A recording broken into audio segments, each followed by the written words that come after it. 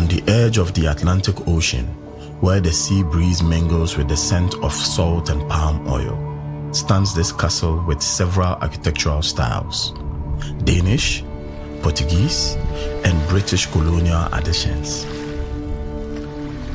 From a distance, it stands as a stark and imposing figure with whitewashed walls, a fortress of contradictions, a symbol of power, trade and conquest, yet espionage and enslavement. It wasn't just a center for the transatlantic slave trade, it was also a seat of colonial governance.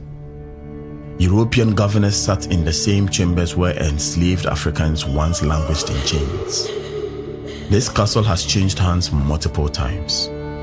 The Danes, the Portuguese, and the British all left their imprint. But the castle holds more than history. It holds ghosts.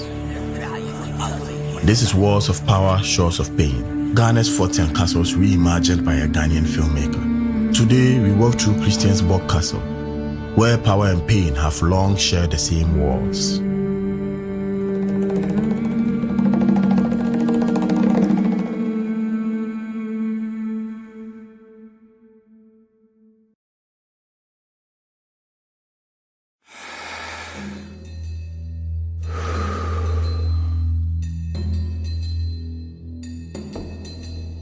In 1661, the Danes arrived on the Gold Coast. They sought trade, gold, ivory, and more. They built a wooden lodge on the coast of Osu, not far from the central business district of Accra. But wood was too weak to withstand the battering of the Atlantic Ocean and the growing ambitions of the rival European powers. By 1665, they reinforced the structure with stone, naming it Christiansborg, meaning Christian's fortress. The Danish crown claimed it as a symbol of growing influence in West Africa. But the real wealth was not gold, it was later humans. Christiansborg Castle became a key holding center for enslaved Africans. Captives were marched from the interior to the dungeons beneath the castle.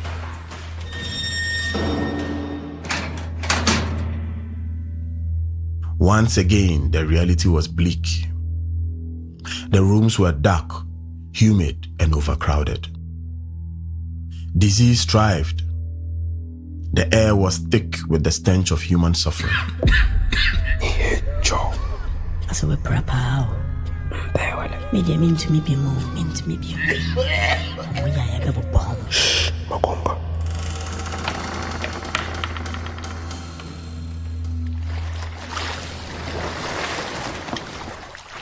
From Christiansborg Castle, enslaved Africans were forced into ships bound for the Caribbean, the Americas, and Europe. Many perished before reaching shore, and for those who survived, well, their lives were stolen, their feet no longer theirs. But Christiansborg Castle wasn't just a prison, it was more. A place of political ambition. The Danish governors lived above the dungeons, hosting lavish dinners, whilst the cries of the enslaved echoed through the floorboards beneath their feet.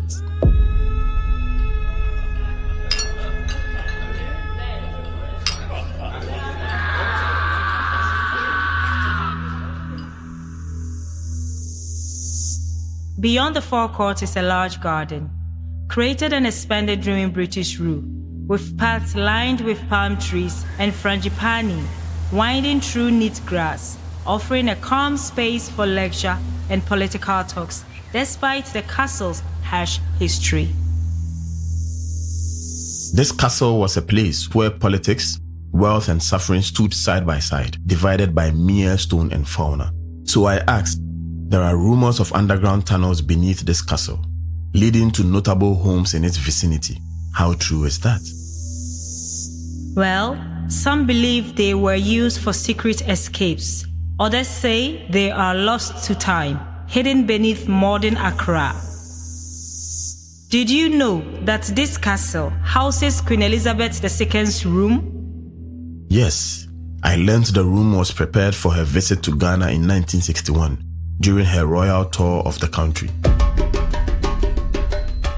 As mentioned earlier, Christiansborg Castle was not shaped by the Danes alone. It was shaped by the land it stood upon, rivals, and the people who refused to be broken.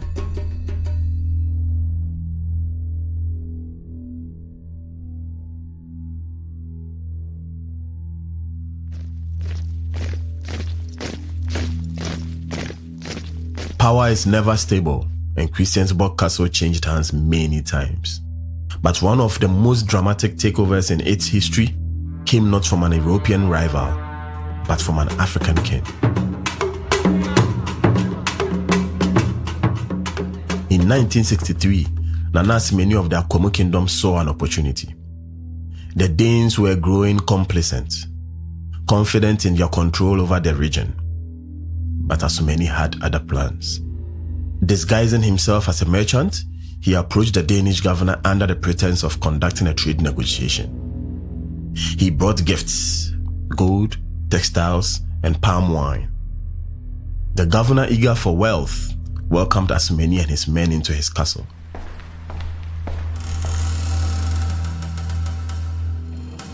But as the governor and his men drank and feasted, Sikahene's warriors struck.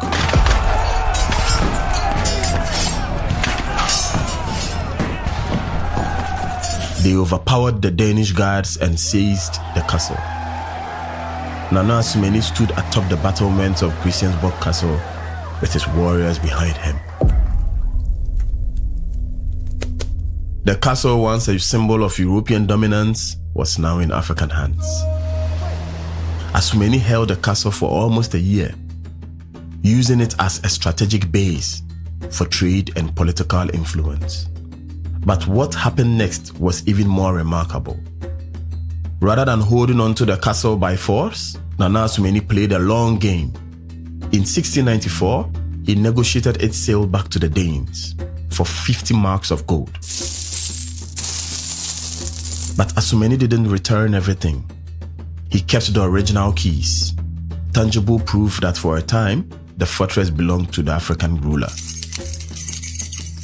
To this day, those keys remain in the custody of Kwaku Kingdom, preserved in the Kwaku Museum as a testament to African resilience and defiance to oppressors. Nana Sikahene didn't just capture a castle, he outwitted a colonial power on their own terms.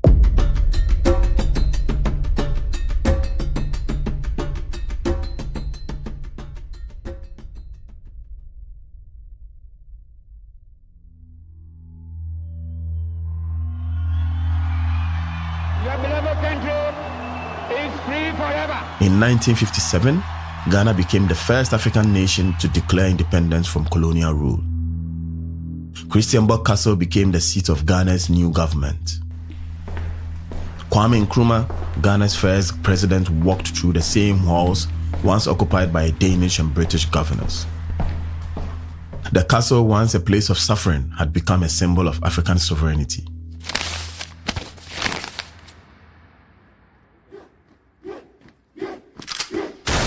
But history is not just easily rewritten. After Kwame Nkrumah's overthrow in 1966, Christiansborg Castle became a seat of various military regimes and governments. It witnessed coups, power struggles, and political shifts. And yet, it stands. Today, Christiansborg Castle serves as a museum and a symbol of Ghana's complex history. A place where colonial legacies and African resilience intersect. The walls may have changed hands, but the stories etched into the stone remain. Christiansborg Castle is more than a relic. It is a testament to the resilience of Ghanaian people. From the fauna through the dungeons to the walls of power, it has seen the rise and fall of empires. But the voices of those who passed through its gates, the captives, the rebels, and the rulers remain. Our next trip will be more intriguing. Imagine the idea of housing a church right above brutal slave dungeons. That was a powerful symbol of oppression. In the next episode, come with me as we join the train of renowned public figures like Barack Obama, Bill Clinton, and W.E.B. Du Bois as we visit the Cape Coast Castle, significant for its haunting door of no return.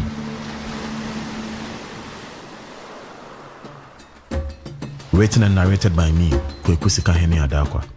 Tour guide's voice was played by Wusua.